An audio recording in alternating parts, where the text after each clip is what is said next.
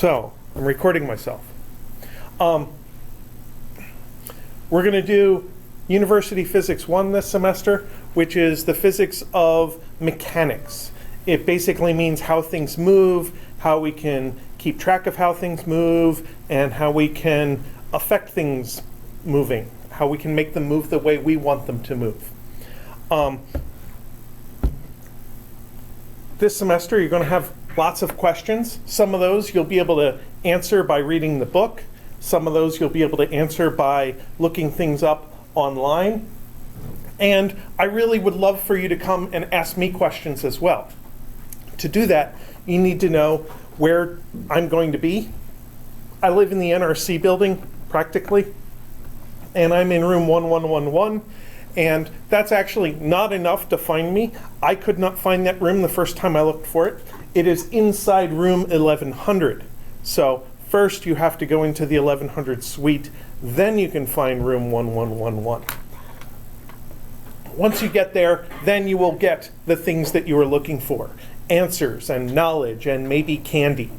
You'll need the candy to boost your blood sugar to get all the way back across campus, because the NRC building is all the way over on the other side of campus. That's why I was late.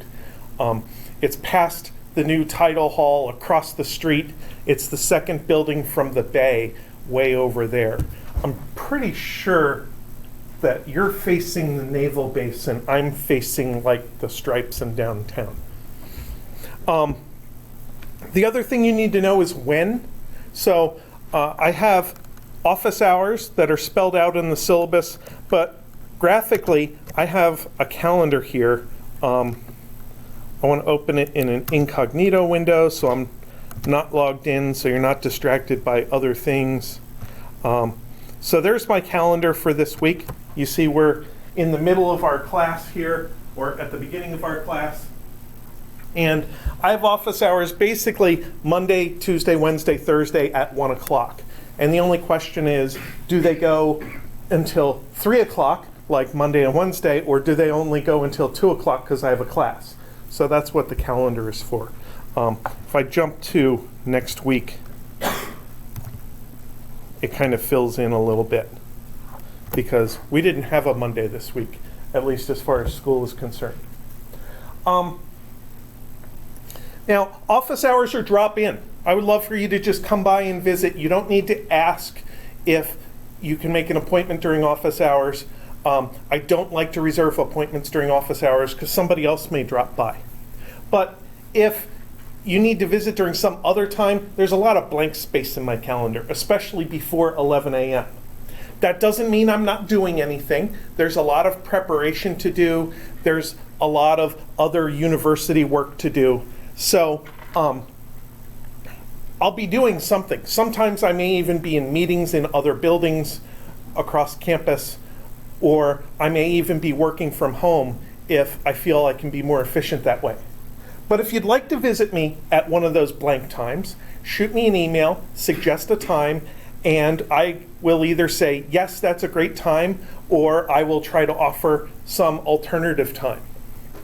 And even though I may be working on other things, I'm usually very happy to push those things aside, because talking about physics is much more interesting to me than doing administrative work. So please come and distract me from administrative work. Mostly, I'm organizing this course on Blackboard. So this is the front page or welcome of our Blackboard page, and it contains inside it this wonderful information page and table, which basically lays out the semester. We're going to go for 5 weeks and have an exam, and then we'll go for another 5 weeks and have an exam, and then we'll go for another 5 weeks, and then we'll have our final exam. I do not like to have a third, like, midterm exam. I don't see the point in it. I'll just put all those questions on the final.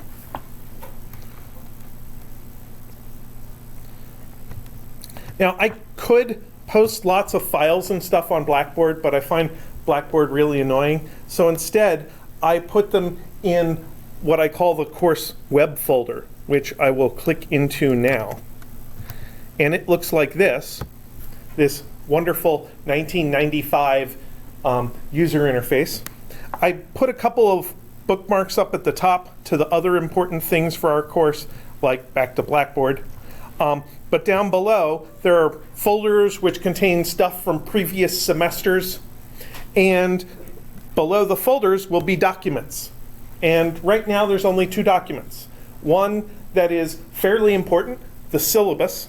That's kind of what we're talking about now. And the other that's really important, called the equation sheet.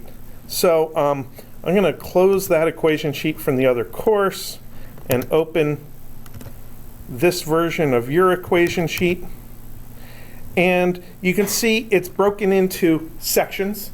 The top section has lots of numerical things that I don't want you to have to memorize.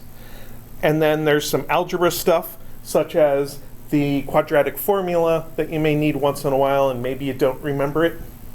And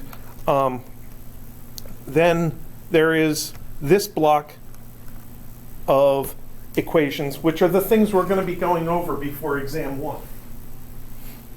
So during your exams, I'm going to print out a copy of this for each one of you and attach it to the exam. So you will have this as reference material to use while you work on the test. I think it'd be a good idea for you to have your own copy to look at while you're working on your homework. That way, your eyes will get used to where the equations are, your brain will get used to what material you should use as your starting point, and it'll make the exams a lot easier. So that is available now in the course web folder for you to print off a copy for yourself. I'm going to leave that open because I may come back and refer to it once in a while. The syllabus, of course, is our course contract. It contains a lot of the same things that are on the information page on Blackboard, contact information and stuff like that. A link to my calendar, and a couple other things that I want to talk about. I don't want to do a lot of syllabus stuff today because you guys missed Monday and we have to play catch up right now. So hopefully you have successfully completed Calculus 1 and have a bunch of technical math ability. It is my understanding that a lot of you are engineering majors. So how many of you are mechanical engineer? And electrical engineers? A few. And non-engineers?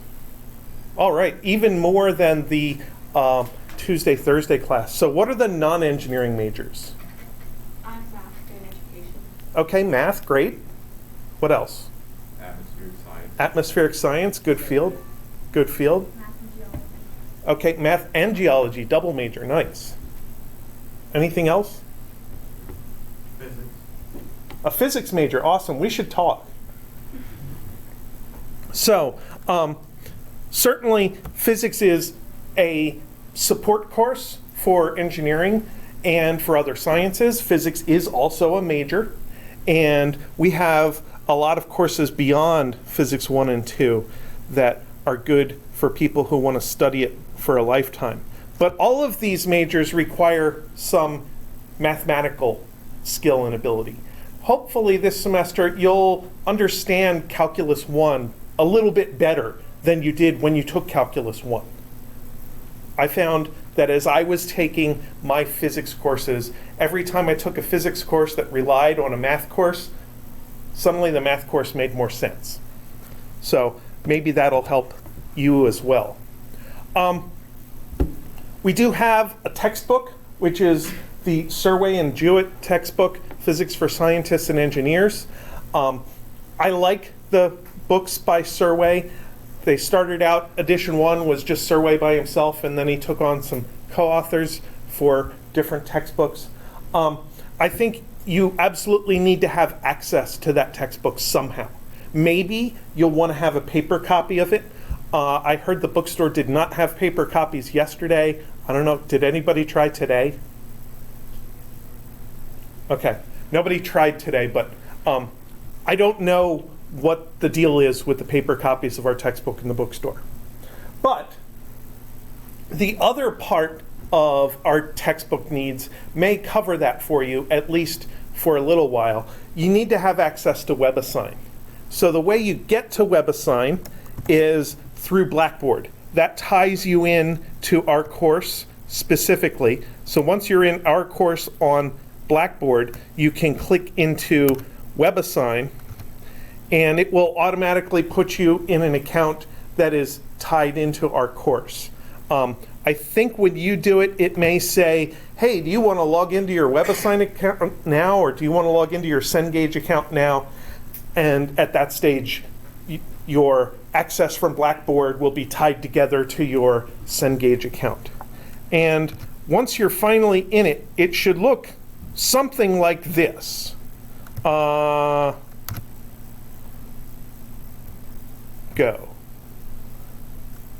Something like this. There may be some messages up at the top talking about a grace period that lasts for 2 weeks from yesterday, so 13 days from now. There's a blank assignments area, which is where your actual homeworks are going to go as links. And then if you scroll down all the way to the bottom, on the right-hand side, there is the textbook, which should pop up in a new window, or I have things configured to always come up in a new tab when possible. So there is the textbook. And we're dealing with Part 1 mechanics. Specifically today, we'll be talking a little bit about physics and measurement.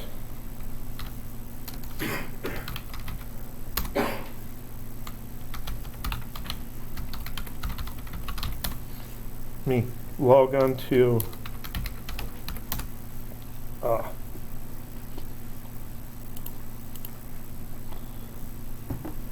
my notes on my other computer there.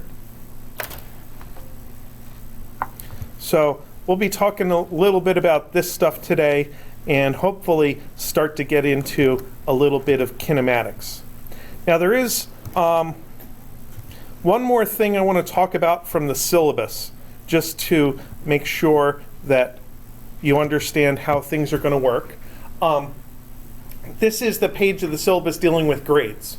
And there's a bunch of assignments and exams and stuff that are all going to get averaged together in a weighted average to produce a numerical course grade. And that numerical course grade will always be kept up to date in the Blackboard gradebook.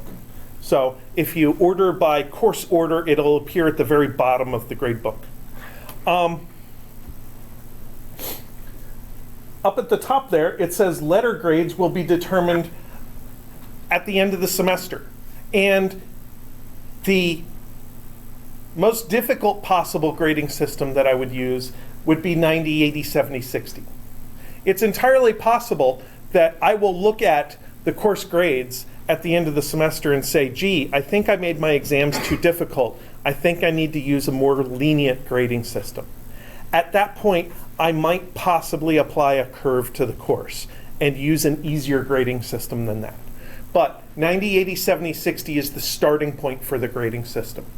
And that basically tells you that if you come in with let's say you get to the end of the semester with a 78 average, that means that you at least have a C and possibly a B, depending on what kind of a leniency I decide to provide at the end of the semester. So, in addition to the idea of curving the grading scale at the end of the semester, I have 3 things that are built into the grading system to improve your numerical course grade. One of them is this exam grade replacement policy. My philosophy is you take your courses a semester at a time, you pay for them a semester at a time, they're in your transcript a semester at a time. If you prove to me by the end of the semester that you've learned the course material, I feel you should get credit for it. So if your final exam is really good, I'm going to use that to replace your previous exam grades, possibly both of them. So that means that exam 1 is not the end of the world if you don't get the grade you want. You still have the chance of redeeming yourself on the final exam. That being said, you should not depend on doing really well on the final exam to improve your course grade. You should study for exam 1, use it as a chance to consolidate your knowledge and get some points in the bank so that when the final exam comes around, you will be reviewing instead of trying to learn the entire course. I feel it takes about 180 hours to learn Physics 1. Spread out over 15 weeks, that's not too terrible. There's 6 hours in class and some 6 hours of studying and homework out of class. For a 4-credit class, that's pretty normal. But if you wait and don't read the textbook and don't work on the homework until the due dates all the time, then you'll find that come final exam time, there's way too much to do and you won't have time to recover. So I really do want you all to do well on the final exam and get a really good grade in the course, but don't leave all your studying for that. The second thing you can do to improve your grade is I will reward you for getting a little bit ahead of the game. Anything that you do in the homework more than 3 days ahead of time, you'll get a little bit of a bonus for. So instead of getting 1 point per question on the homework, you get 1.25 points. So a 25% bonus for work done early. That's per question, not per assignment. So you can do part of the work early, do all the easy questions right away, and get the bonus credit, and work on the more involved questions as your time and schedule allows. I do have it set to allow homework extensions for half credit, and any extensions must be done within WebAssign's automatic extension system and have to be done within 1 week of when the homework was due. So that's method 2, is the homework bonus. Method 3 is anytime I record attendance, it's going to count as bonus homework points. So right now, all of you have a little check mark on my list here. I'm going to start a column in Blackboard for the attendance points. And right now, you have more points than are available, so you have more than 100% right now. It's a good start. All right. I probably won't take attendance all the time. Well, I definitely won't take attendance all the time. It might not even be all that often, but when I do, that's how it's going to get factored in. The only other thing that I specifically wanted to point out is that we do have a fairly robust disability services office. If there is some health condition or disability that you feel that we can accommodate for somehow in order to help you be successful in the course, such as using their testing center to have a nice, quiet testing environment and maybe a little extra time, then talk to them. They'll deal with the proof and notify me of what the accommodations are supposed to be, and then I will work within their system. So please do take advantage of that if that is appropriate for you. All right, so let's see, where are we? We did course intro. We have a couple other things on the schedule for this week that is talking about measurement and units and hopefully starting to talk about kinematics because we missed Monday, so I want to try to recover a little bit of that time. We may end up bumping some of the discussion until next Monday's class, but we'll do what we can today. Does anybody have any administrative type questions for me? Yes? For WebAssign problems, like, are there multiple attempts? Like, Yeah, I think I have it set at 5 attempts per question.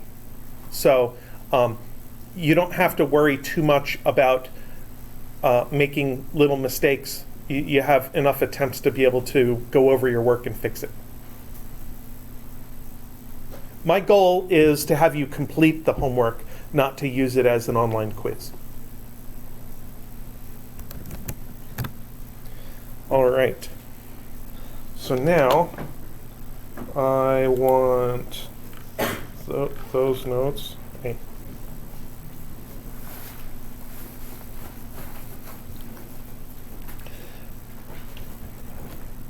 Okay. So I'm going to be taking my notes in Microsoft OneNote here, and every once in a while I'll dump this out to a PDF file that'll get posted in the course web folder. So you will have access to exactly what I write down. So you should concentrate on writing things down that are useful to you to help you remember what we went through.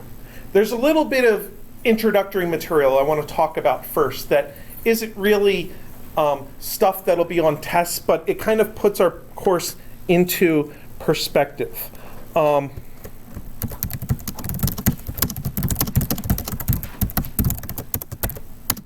So I always like to give some motivation for what we're doing. First of all,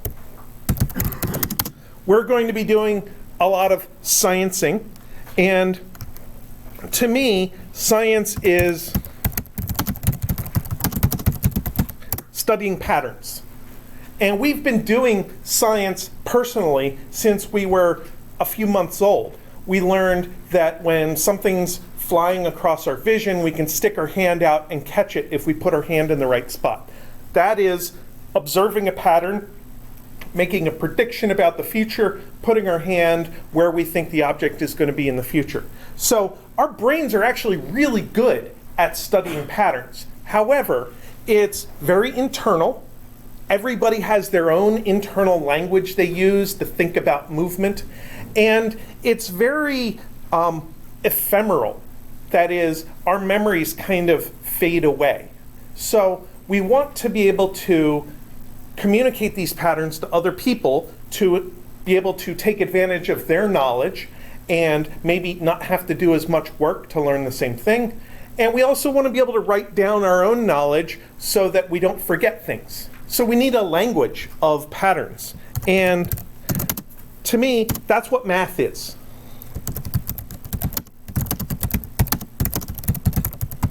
Math is actually two things. It's a language of how to communicate patterns to other people and back to ourselves, but it's also a logic of patterns. It's how we can combine patterns together to produce broader patterns that maybe we didn't get to directly observe. So when we observe one thing, maybe we'll produce a number, and we produce some other number. We put them into a formula that combines them by multiplying or adding or something, and that is the logic of algebra, where we get to combine quantities together. And then physics is studying what inanimate objects can do. Now, that isn't to say that living things don't have to obey the laws of physics. Of course we have to obey the laws of physics. But we're generally going to try to deal with things that non-living things can do. And if it gets to the level of changing materials around, well, that's chemistry. If the thing we're studying is alive and that's an important part of it, then that's probably more biology. There are certainly aspects of physics in chemistry and in biology. There's a whole area called biophysics. But we're going to try to think about basic physics first, because this is the first college physics course that you're taking. If we're going to study patterns of real-life objects, we need to be able to encode those patterns in math. And that's what measurement is.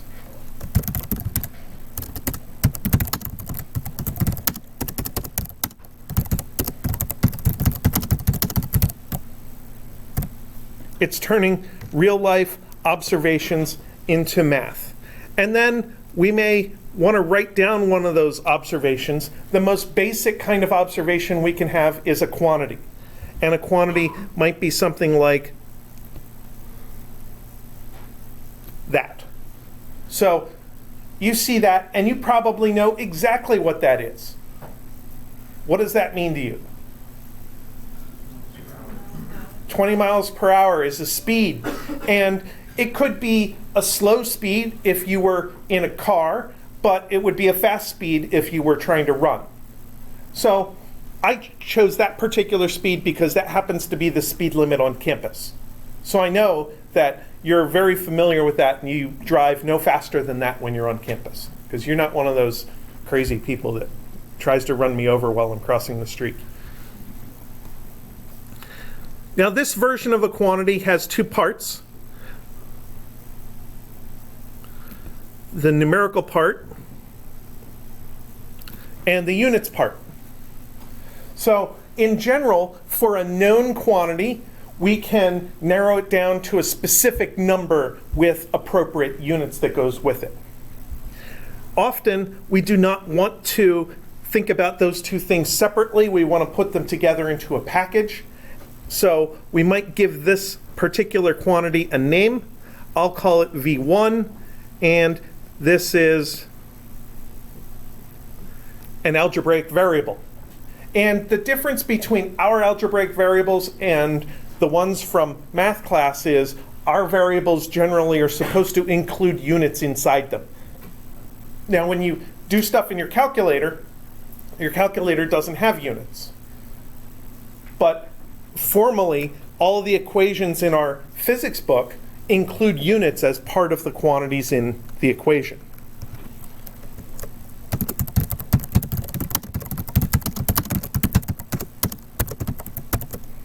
All of our units are part of the International System of Units, which is abbreviated SI.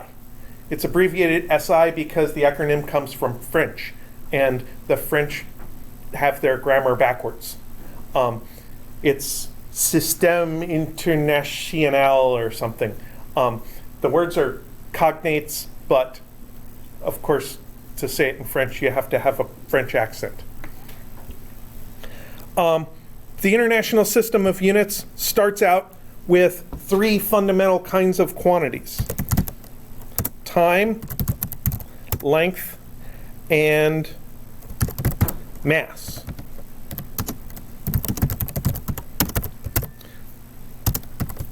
So time is measured in seconds, and we're all very familiar with seconds. The original definition of a second was a 60th of a minute. Of course, to use that, you need to know how big a minute is. Well, a minute is a 60th of an hour, and an hour is a 24th of a day. And that is a definition that is useful as long as you are on planet Earth in this era. If you go anywhere else in the universe, saying that our units of time are based off of a day doesn't mean much. If we took all of our knowledge, so all of Wikipedia, and sent it away to aliens on the other side of the galaxy, they might not be able to figure out what a day is, because Earth is really small and far away to them, so they might not know how long it takes for Earth to spin around for the sun to get back to the same point in the sky. So we have a newer, better definition of our units of time.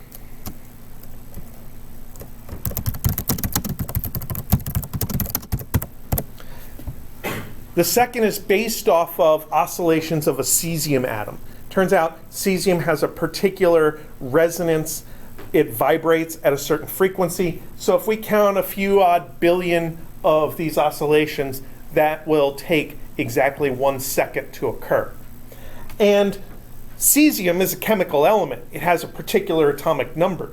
So we could communicate that to the aliens, and they would say, oh, that is our element, whatever. They can set up an experiment, measure the oscillations, and then they would be able to recreate a stopwatch that could take off seconds.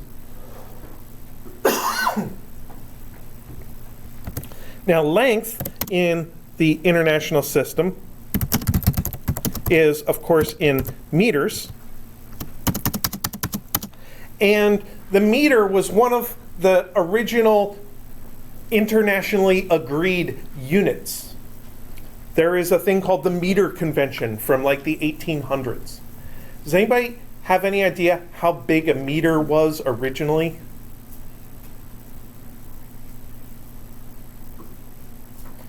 It was defined as 1/10 millionth of the distance from the equator to the North Pole. of Earth. So the Earth is 40 million meters all the way around. And that's a nice round number. Of course, they couldn't actually measure that distance because part of it is ocean, part of it is jungle, part of it is mountains and desert, and England, London is pretty difficult to navigate, and part of it is Arctic region. So surveyors were able, I guess, to measure off angles and figure out how big the Earth is in the units they already had, and they built a meter stick and said, okay, this thing is 1 meter, and that became a standard of what a meter was. Now that definition doesn't work very well for these aliens on the other side of the galaxy, so we need a better definition. As it turns out, there's a universal,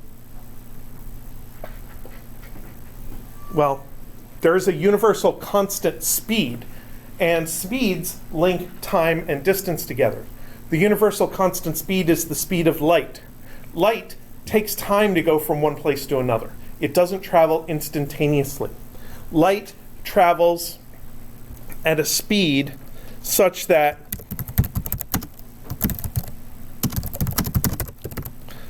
in 299,792,458th of a second. Oh, cool, I got it right. Light goes 1 meter. So that's a really small amount of time. If I go into a calculator here, wait, 299,792,548. It is 3 times 10 to the 9th seconds, or 3 nanoseconds, is the amount of time it takes light to go 1 meter.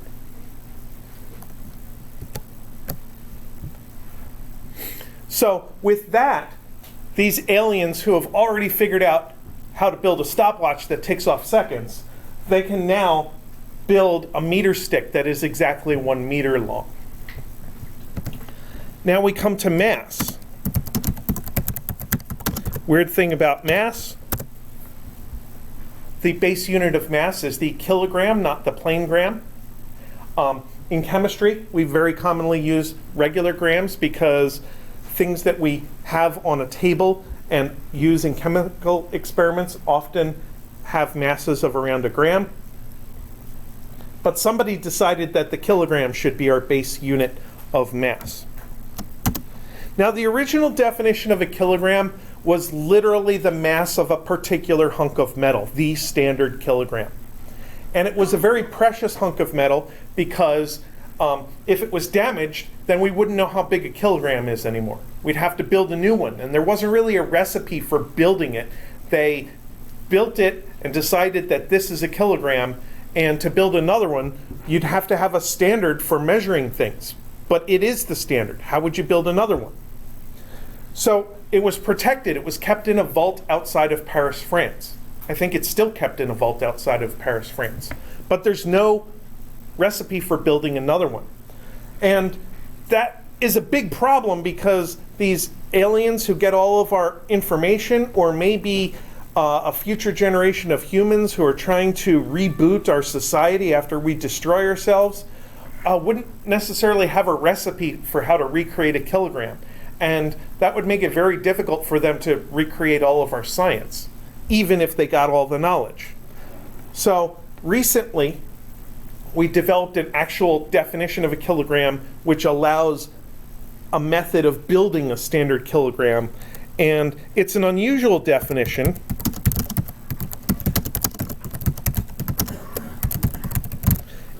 It's made to set the value of Planck's constant. Planck's constant is related to how fast the electron orbits the proton in a hydrogen atom. Hydrogen is a very standard universal thing, so a kilogram is however much mass is necessary in order to make Planck's constant have a particular numerical value. So Planck's constant is not a value with uncertainty anymore, it's an exact value. So that's the basis of our system of units. We do have derived units.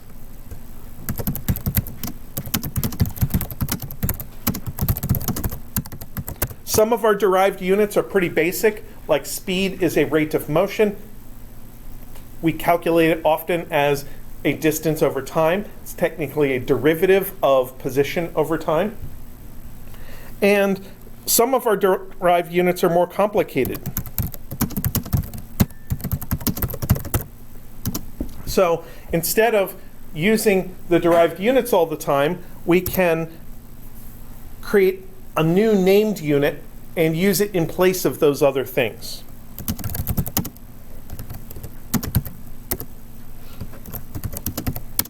So for force, which is how we measure the strength of pushing and pulling, we use the unit of a Newton, and a Newton is a kilogram meter per second squared. And we would not want to have to write that down every time we wanted to talk about force, so we have this abbreviated unit, the Newton, which allows us to do that.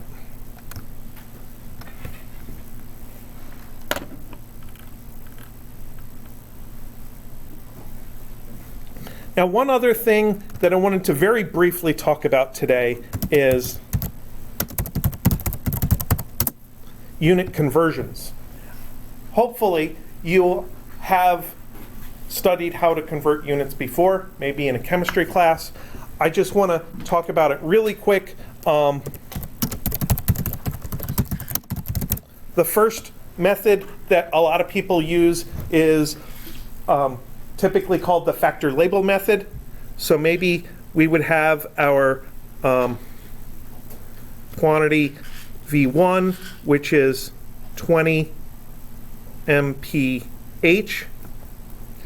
And in the factor label method, you take your quantity and you don't change it.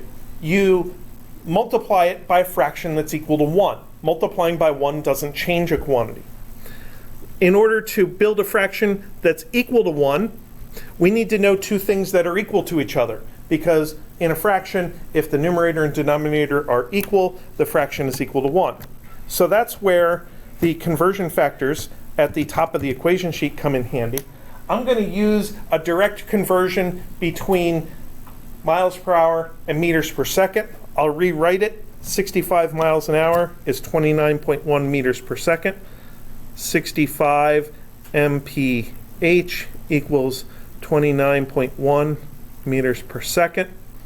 So in order to do this conversion, I want to cancel out the miles per hour, so I put 65 mph in the bottom, 29.1 meters per second in the top. Observe that those can cancel, and I get a result of 8.94 meters per second after plugging the numerical part into my calculator. So that's a very standard method of unit conversion. Works very well. Sometimes you can just tack it on to the end of your analysis on paper, because that V1, which is 20 miles per hour, is also equal to 20 miles per hour times that fraction, and V1 is also equal to 8.94 meters per second. So by adding that multiplication and chaining it onto the calculation, I have done no harm to the analysis I've done. It's still a true triple equation. You can also do that kind of conversion off to the side. Another method of doing unit conversion is substitution, where you can say V1 is 20 mph, which is 20 times a substitution. In substitution, you take something out of an equation and put in an equivalent. How do you know what the equivalent is? Well, you take this thing, solve for mph, 29.1 meters per second over 65. That leaves mph by itself. And the other side is what I can substitute for mph. So I can put in here 29.1 meters per second over 65. And that allows me to finish this and find out that my answer is, again, 8.94 meters per second. So this second method, if done right away, can sometimes lead to less writing, because I didn't write some things in order to just cross them out. I just did a substitution. So whatever method of unit conversion you end up using, get good at a method that works for you, and practice the other method once in a while. But eventually, you're going to need to be able to deal with quantities that are not in the units that you're necessarily dealing with at the moment. Another thing that we use a lot is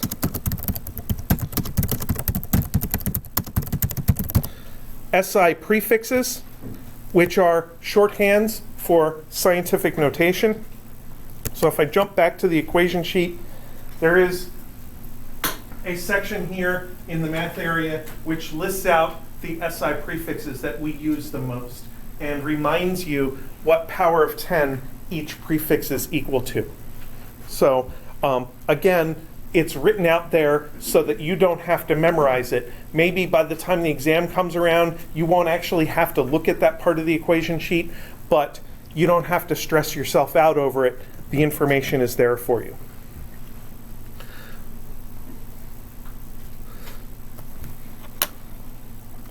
So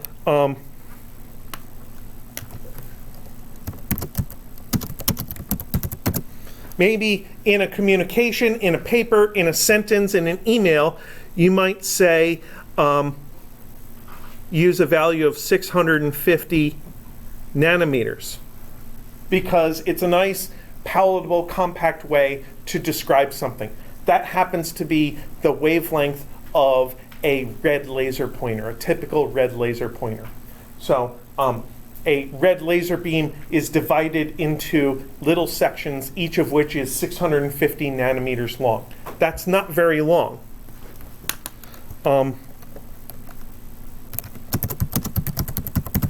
By the time you're doing analysis, plugging it into equations, you might call this 650 times 10 to the minus ninth, because nano, back on the equation sheet, is 10 to the minus ninth. So I have substituted out the nano and replaced it with its numerical value. When you're typing on the calculator, you wouldn't include the units, but I'm just going to keep units there because it makes me feel better. You might want to convert this to 6.5 times 10 to the minus 7th meters. You don't have to convert it. You can leave it as 650 times 10 to the minus 9. But note that in making this translation, I've reduced the beginning numerical part, called the mantissa of the scientific notation, by 2 factors of 10, and I've increased the exponent part by 2 factors of 10, so the overall quantity hasn't changed.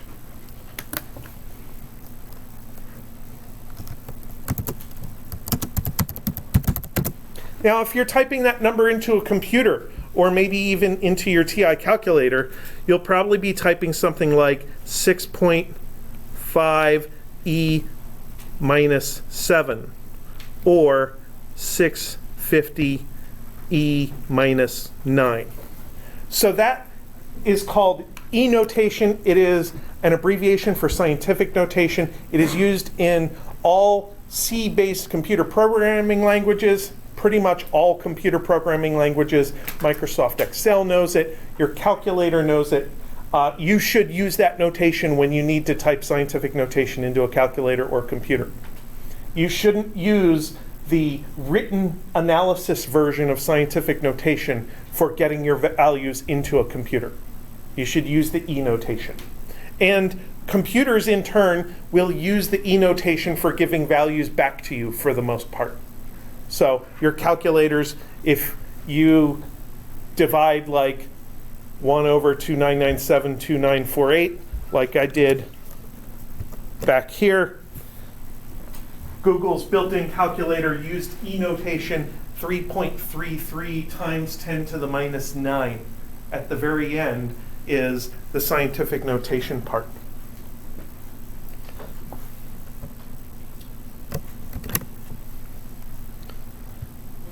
Okay. I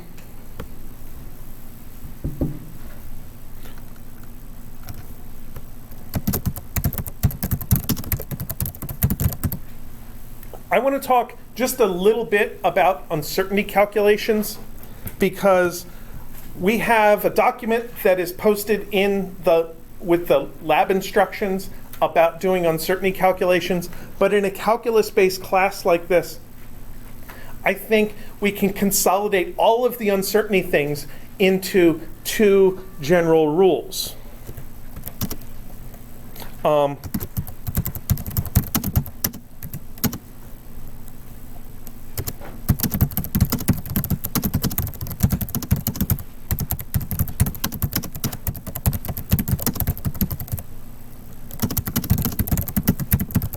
So in lab calculations and in homework calculations, you will have some input given values or measurements, and then you'll go through some calculations and produce some results.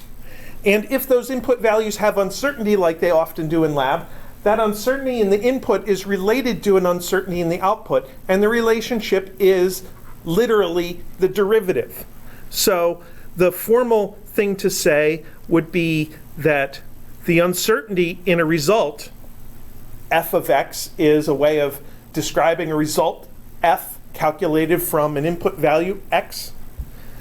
The uncertainty of f is equal to the derivative times the uncertainty of x. So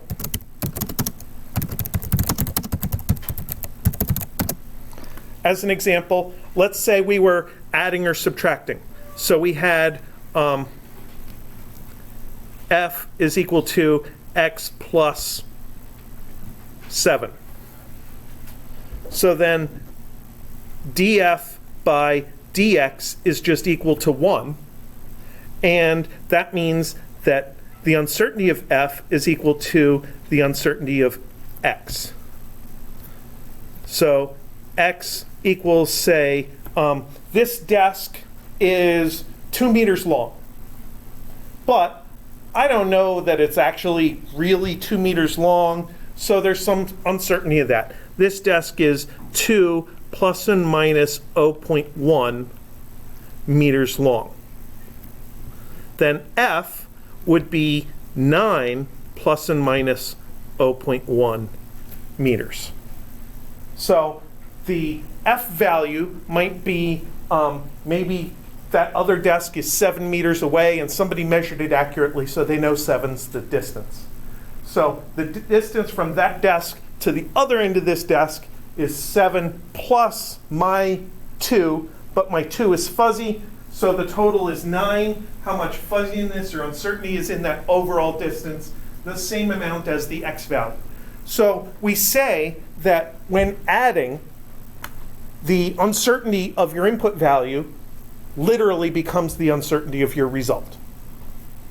And that's kind of a general rule that is often just thrown out there and say, well, when adding, you just use the uncertainty of x. How about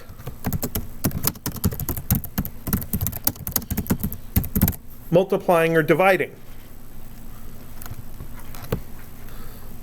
So I'm going to have another example. Let's say a is equal to x times 1.3. I'm just picking an arbitrary number out of the air.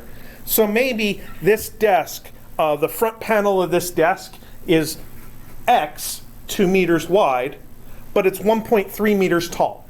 And I want to know how much area is on the front there. I want to know how much paint it would take to paint the front of this desk.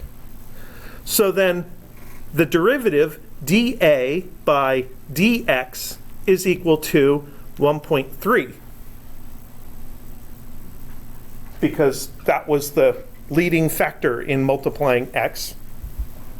So then delta A is equal to 1.3 delta x. So we say when you scale a value, let's say you double it or triple it or something, you also have to scale the uncertainty of that value by the same amount. So if I multiply x by 1.3, then I have to multiply the uncertainty in x by 1.3. So then if x is 2 plus or minus 0.1 meters, then A is equal to 2.6 plus and minus 0.13, probably meters squared, because I'm interpreting it as an area.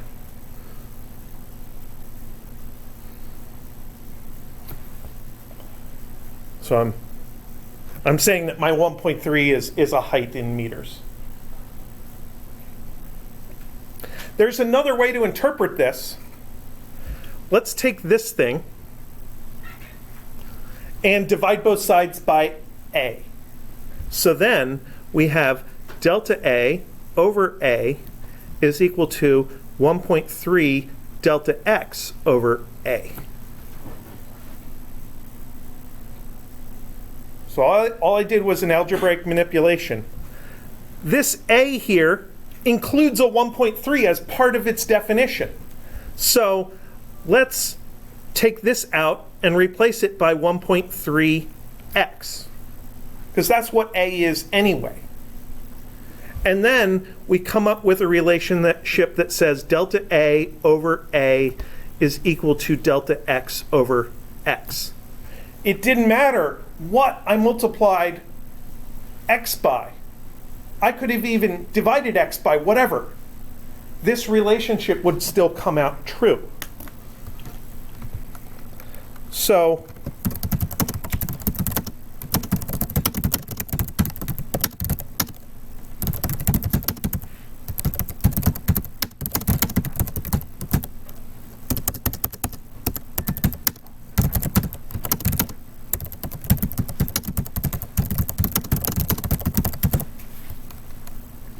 this idea of dividing an uncertainty like delta X by the value itself is called relative uncertainty.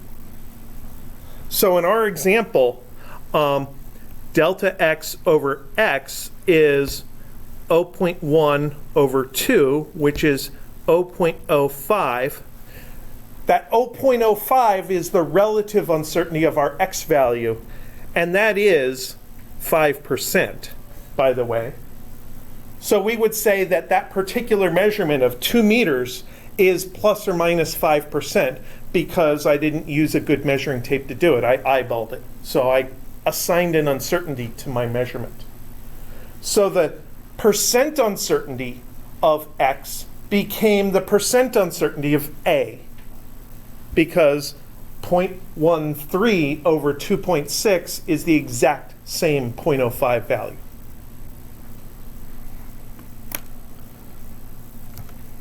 So that was all out of one rule of uncertainty, that when you're doing a calculation, one of your input values has an uncertainty.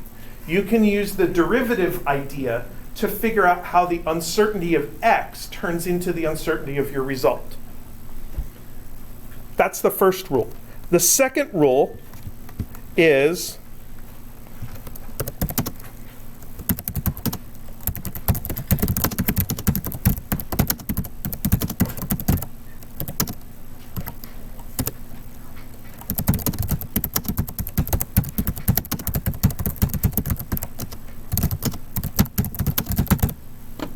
if you have multiple input values, let's say we had length times height to find area, but my height also had uncertainty.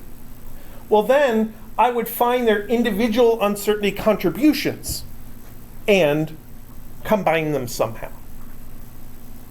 So I would calculate the uncertainty in my area caused by x, just like I did up above, probably using the percentage idea because it's easier than taking a derivative every single time. And then I would find the contribution to the uncertainty in area caused by the height, and then combine them. Now, how do I combine them?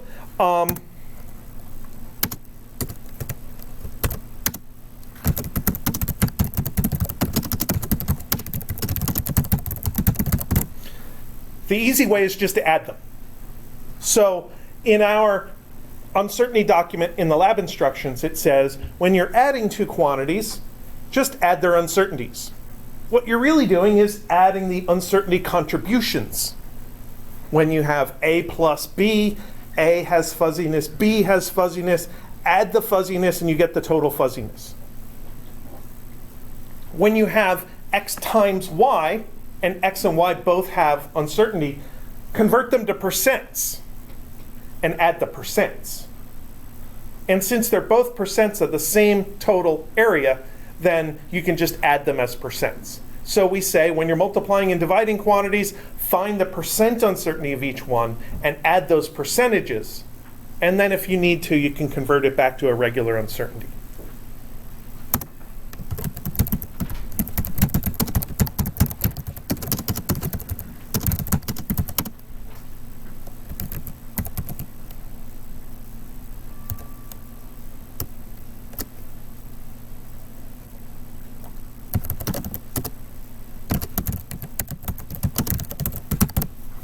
A more sophisticated way of combining them would be to, instead of just adding these uncertainties, add them with the Pythagorean theorem. That is, take each uncertainty, square it, add them together, and then take the square root, as if you were trying to find the hypotenuse of a triangle. And that's the method that would be used in upper level analysis, in real research and development. That's the method that would be used in a P-Chem course or in a P-Chem physical chemistry lab, possibly in an organic chemistry lab. We're just going to ask you to use the easy method. You're just adding uncertainties. There's not a lot of squaring things and adding and taking the square roots. So I wanted to kind of show you, since you are calculus-based physics students, that the calculations that we have you do in physics lab with uncertainties really have a basis in calculus. And there are simple rules that you can describe as long as you understand what a derivative is.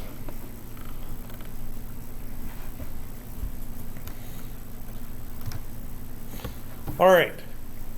So today's very packed day is going to end up with a very brief introduction to kinematics.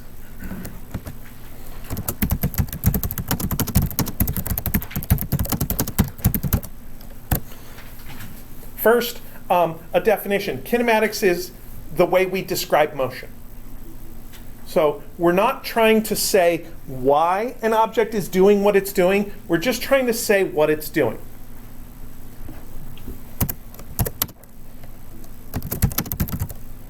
An object could be at rest. An object could be moving in constant velocity.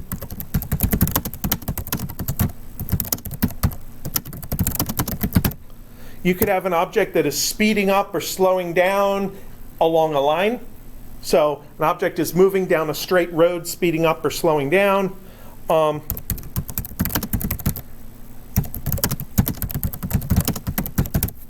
You could have an object that is changing direction at constant speed, or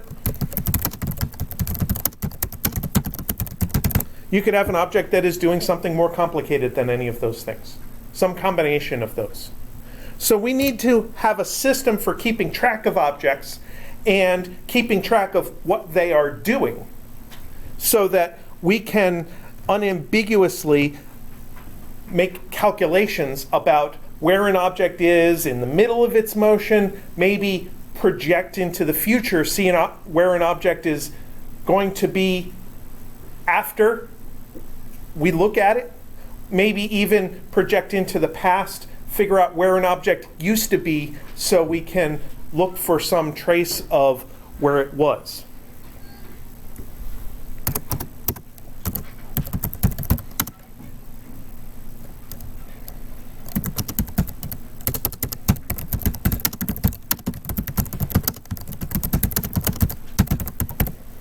So one of the things that we keep track of about an object is its position, and we have variables that we measure in, that we write in meters that keep track of position. So XA is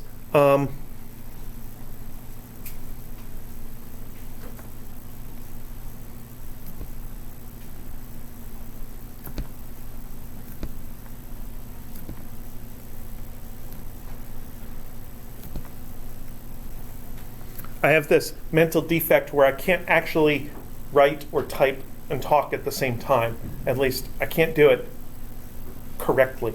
I'll make mistakes. So we might create some variable, x sub a, to keep track of object A. And technically, it's not just a variable, it's a function. It has a different value at every time. So if we look at time t equals 0, we might find the object at x equals 0. And then we look into the future at t equals 1, we find it's at x equals 2. Then we look at t equals 3, and we find it's at x equals 4. So really, x isn't just a variable, it's a function that has different values at different times.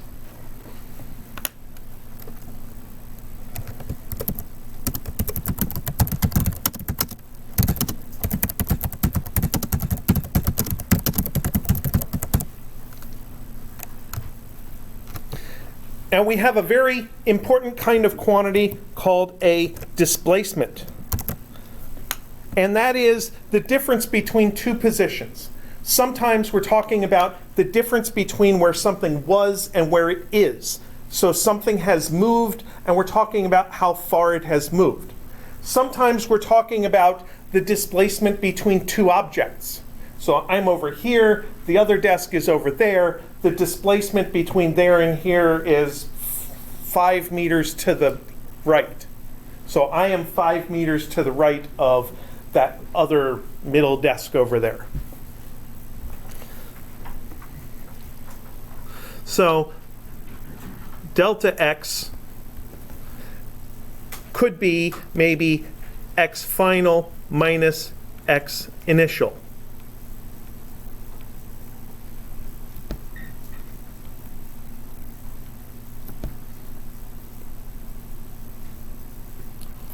If we're only dealing with a single object, maybe we won't have to keep calling it object A all the time. We could just call it the object, and its location is X. But then if we have different times, we could use the subscript to say which time are we talking about. Xi is the initial time, Xf is the final time. When you subtract them, you get the delta. When you're calculating a delta, it's always final minus initial.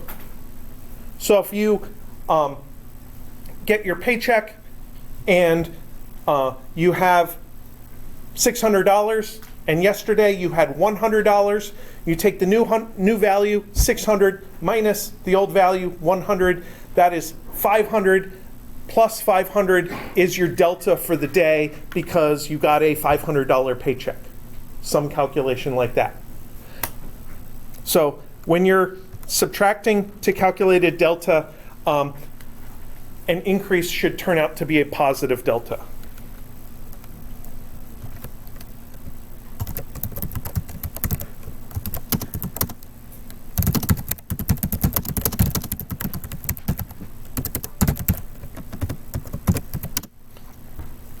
We have another word that we use, distance. Related word is length.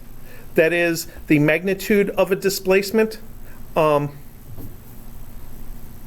is literally just the absolute value of a delta. Sometimes you could use the letter D to represent a distance. So you want to make sure you're clear with words and with mental ideas, whether you're talking about a displacement or a distance. Sometimes we don't care about the difference between displacement and distance. If all your displacements are positive, if your object only ever goes forward, then all of the displacements are going to have the same magnitude as their original values, because the magnitude of +3 is +3. So sometimes we literally don't care, but sometimes it matters. And you're going to have to get a feel for when the magnitude really is important, and you have to keep track of the pluses and minuses, and when the distance is important. The last thing I want to say that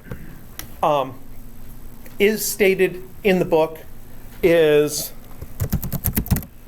a definition of velocity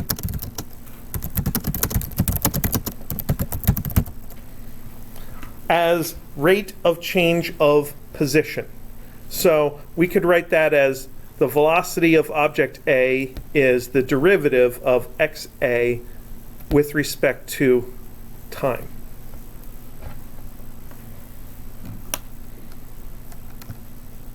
And we're going to have to think about that again. I know you've done this before, but we're going to have to think about it again in terms of basic variables, basic functions, what the graphs look like. But then we also need to think about what does that mean for an object's motion? What would it look like if we had a video of an object doing that motion? So what I would like you to do is definitely read through chapter 1 of our book and start looking at chapter 2, because we're going to spend basically next week talking about chapter 2 in the book. If you read it before you hear it from me, then I'll make more sense and I'll look better. So I would like you to read it before I tell you. You guys have a good day. Have a good weekend. Don't go to lab this week. Don't go to physics lab. I don't know about your other labs, but I know you don't have physics lab this week. Too late. I already showed up at 8 I'm sorry. a.m. for one of mine. I'm sorry. I didn't